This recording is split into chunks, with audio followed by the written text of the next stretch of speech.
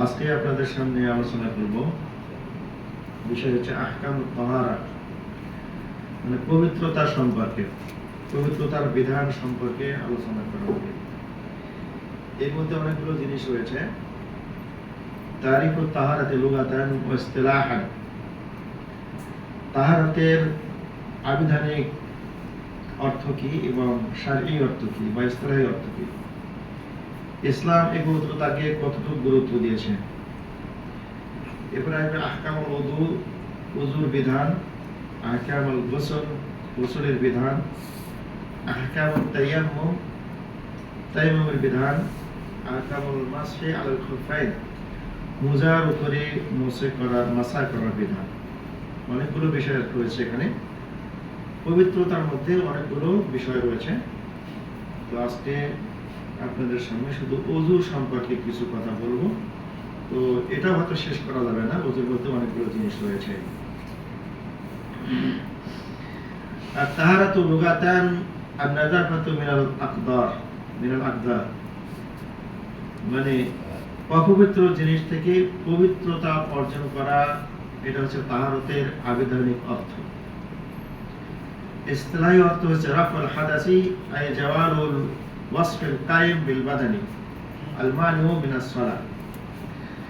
ইসতিলাহি অর্থ হচ্ছে যে শরীর থেকে এমন জিনিস দূরীভূত করা যে জিনিস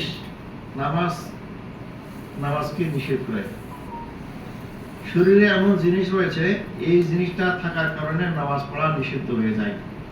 এমন ধরনের জিনিস শরীর থেকে দূরীভূত করা বা কাপড় থেকে দূরীভূত করা এবং নামাজ পড়ার জায়গা থেকে দূরীভূত করার নামই হচ্ছে তাহারা। ইসলাম এই পবিত্রতাকে অনেক গুরুত্ব দিয়েছেন, কারণ পবিত্রতা হলো নামাজ শুদ্ধ হওয়ার শর্ত। পবিত্রতা যদি আপনি অর্জন না করেন তাহলে নামাজ শুদ্ধ হবে না। পবিত্রতা কিভাবে অর্জন করতে হবে, ওযু কিভাবে করতে হবে, যে মানুষের সমস্ত শরীরের মধ্যে থেকে কয়েকটা অঙ্গ প্রত্যঙ্গকে ধৌত করার নামই হচ্ছে ওযু করা বা পবিত্রতা হাসিল করা। শরীরের অঙ্গ প্রত্যঙ্গগুলো ধৌত করা এবং নিজের কাপড়কে পরিষ্কার রাখা এবং যেখানে নামাজ পড়বেন সেই জায়গাটাও পরিষ্কার করার জন্য ইসলাম শর্ত করে দিয়েছেন। ওয়াজাউল মুহাফাজাতি আলাল ওযু মিন আলামাতিল ঈমান, বলা হয়েছে ওযুকে রক্ষণাবেক্ষণ করা, ওযুকে ভালোভাবে হেফাজত করা, এটা হচ্ছে মুমিনদের জন্য একটা আলামত বা ঈমানের আলামত। হাদিসে এসেছে ওয়া'লামু আন্না খায়রা আমালিকুম আস-সালাহ ওয়া লা ইউহাফিজু আলাল ওযু ইল্লা মুমিনুন। রাসূলুল্লাহ সাল্লাল্লাহু আলাইহি ওয়াসাল্লাম বলেছেন যে তোমরা জেনে রাখো তোমাদের সমস্ত আমলের মধ্যে থেকে উত্তম আমল হচ্ছে নামাজ।